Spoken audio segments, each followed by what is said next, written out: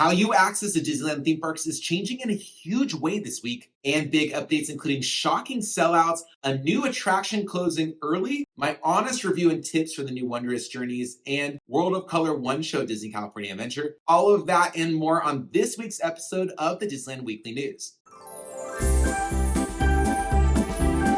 Welcome to the Disneyland Weekly News. I'm David Vaughn. It's February 2023, week 1. And before we get into my honest review, here are some Disneyland news updates that you may have missed this week. First up, how you access the Disneyland theme parks is changing, like I talked about. We have a new park hopping rule starting February 4th. Guests will soon be able to park hop as early as 11 a.m. So if you have a reservation for Disney California Adventure and you have a park hopper ticket or a magic key, you can park hop to Disneyland Park as early as 11 a.m. And of course, it works the other way around if you start at Disneyland. I've talked about how excited I am for this change because I think it's going to be a really great way for guests to have more flexibility within the parks. I've said for a while that the parks needed a lot more flexibility for enjoyability. And the reason is because sometimes plans just change. Let's say you don't really want to eat at Disneyland. You decide you want to go to a different restaurant. You find it at Disney California Adventure. And then having to wait until 1 p.m., you might be pretty hungry by then. So you settle at a restaurant that you didn't really want to go to. In addition, if you have a friend or family member who couldn't get a reservation to the park that you're starting at, now they can start at Disney California Adventure and just meet you at 11 a.m. There's a lot of big benefits for this, but I'm really excited for this to start on February 4th. And next up, Mickey Minnie's Runaway Railway closing early. This has been suspected for a long time, and now we have confirmation that the attraction could close as early as 8 p.m. on the days of your visit. And the reason for this being is that around Toontown is where the fireworks are launched for Disneyland.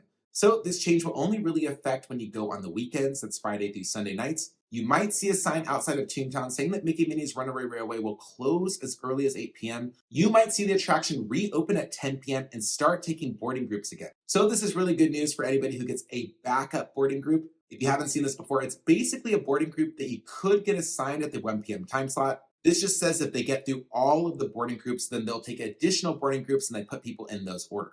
Also, individual Lightning Lane prices for Mickey Minnie's Runaway Railway started at $20 in opening weekend. This was $5 less than Star Wars Rise of the Resistance, but also $5 more than Radiator Springs Racers. And then during the week, Mickey Minnie's Runaway Railway dropped down to $15 per person for individual Lightning Lane. Demand also drastically decreased, and it is easy to get individual Lightning Lane purchases for the attraction pretty much the same hour that you order it.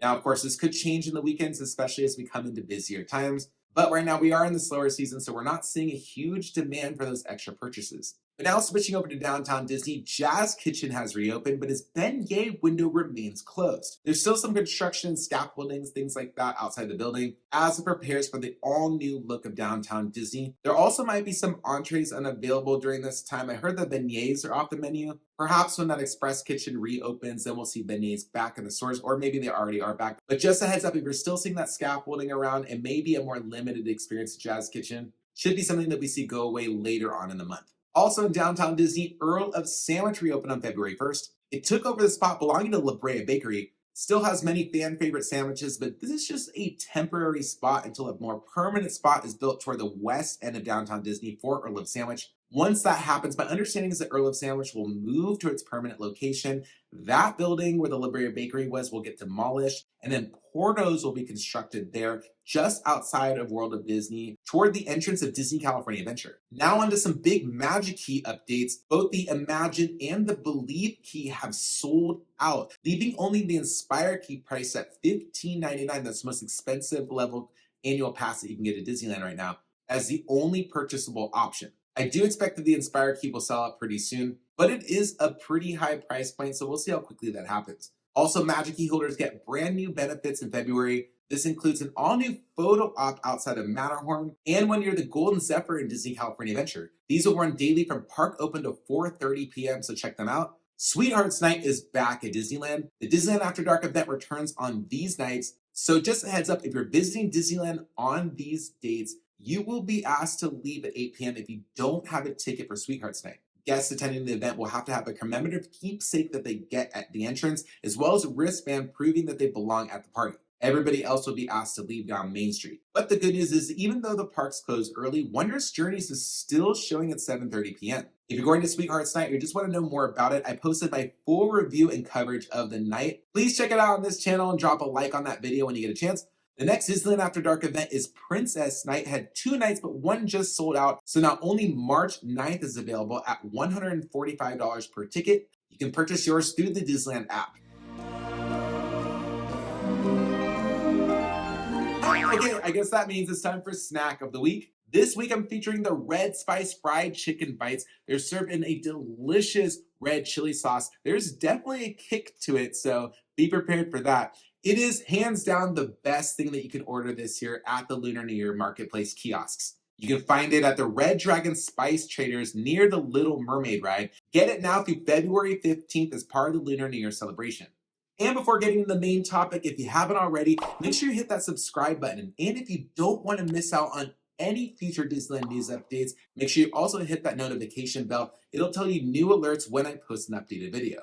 Disney 100 is here. It is beautiful. It's being celebrated all around the Disneyland Resort. Definitely check out my video on it if you haven't already. I cover everything that you need to know to have the best time during the Disney 100 celebration this year. It should run through the end of the year. I'm not sure if some experiences will go away maybe by the end of the summer and then maybe come back later on in the day. But we have 2 new nighttime spectaculars that I do wonder, are they here to stay? Is this the new show for Disneyland and Disney California Adventure? We'll have to wait and see, but I want to give you my full honest reviews of these shows. I've seen them each a couple times now, so I can give you a full rundown of how I feel about them. Let's start off with World of Color 1 at Disney California Adventure. If you're not familiar, World of Color is shown on the water fountains in front of Mickey's Fun Wheel. There's these gorgeous fountains that shoot water everywhere. They project different images on them. There's music. There's also lights around. It's kind of like an amphitheater type feel where you just stand and walk up to it.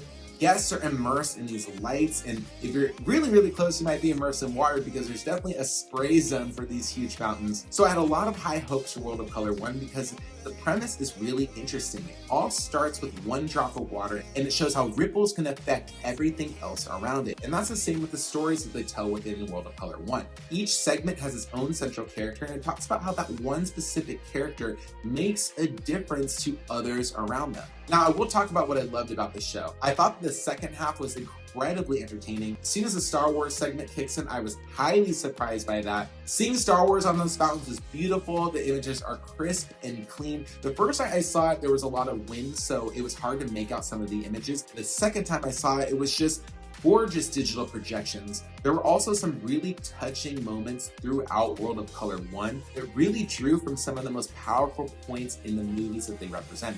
But that's kind of where it draws into some of my criticism.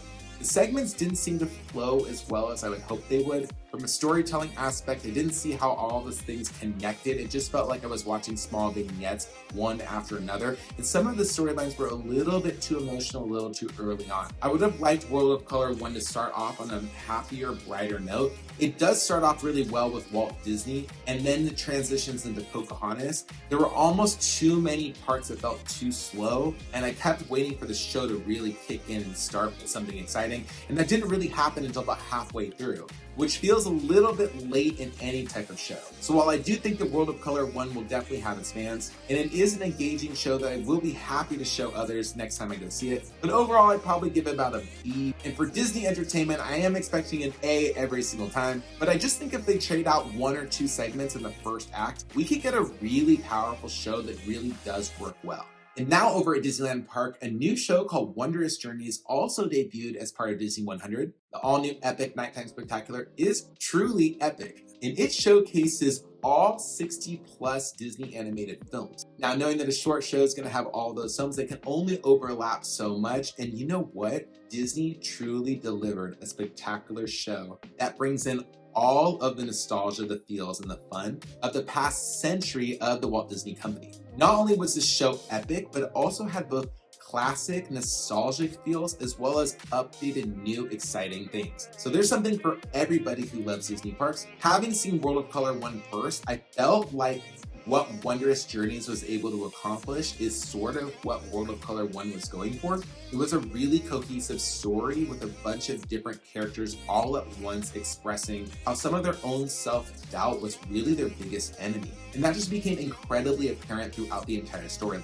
And while the show looks spectacular with fireworks, don't get me wrong, it's not entirely needed. The emotional songs, immersive projections, and lighting effects really tell the story in a phenomenal way. I'm gonna go out and say this is one of the best Disney nighttime shows they've ever done. It's gonna be a show that I think is gonna be a fan favorite for decades. And if this is what Imagineers can come up with for future shows, then I can only grow to expect them to get even better. So make some time in your calendar to go see Wondrous Journeys. And if you had to choose between these two, I would go with Wondrous Journeys at Disneyland. While I think both shows are great, don't get me wrong, I just think that as an overall storytelling, Wondrous Journeys does it best. Now for some tips for seeing these shows. Remember that virtual queue is used for World of Color 1. It drops at noon and you can have it at the same time as you have the Mickey and Minnie's Runaway Railway one, so they don't interfere with each other. If you don't get on the virtual queue, try to see the latest time possible for World of Color 1 and ask a cast member where everyone's standing if there's any additional room.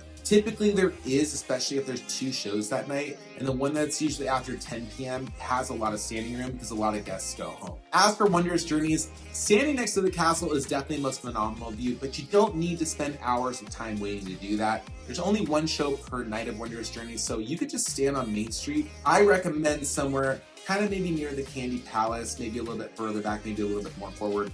But you'll be able to see the projections all around you on both sides, as well as the castle in the distance. And if there are fireworks or lasers that night, you'll see them flying up ahead. Now, also I want to tell you, if there is wind, they will cancel the fireworks even on nights as scheduled.